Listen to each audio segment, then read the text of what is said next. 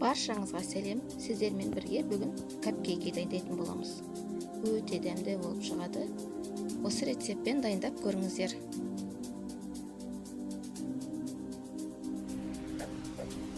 Бізге керекті 3 жұмыртқа,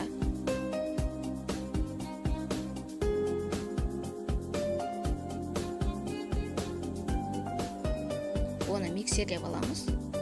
Үстіне 1 шымшым тұз қосамыз. 100 грамм қант қосамыз. Қантымызды 3-ке бөліп саламыз.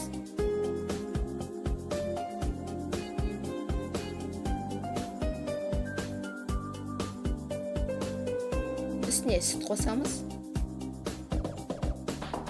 2 грамм ванилин қосамыз. Оны жақсылап миксерлеп аламыз. Ары қарай ұнымызды қосамыз. Оның үстіне 1 ас қасық қопсытқыш қосып, електен өткізіп аламыз.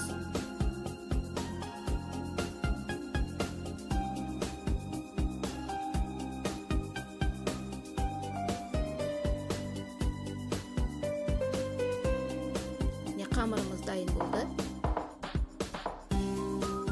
Барлығын осындай формамызға құйып аламыз. 180 градуста 25-30 минут пісіріп аламыз. Ары қарай кремімізді дайындаймыз. Бізге керекті сливки,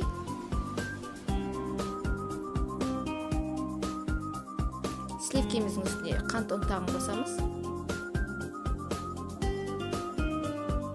Міне креміміз дайын болды. Кремімізді кондитер қабына саламыз.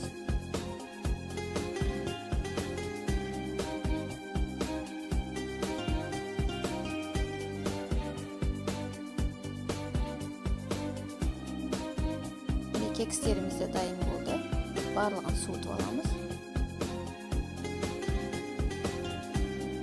Кремімізді видеодағыдай бетіне жағып шығамыз.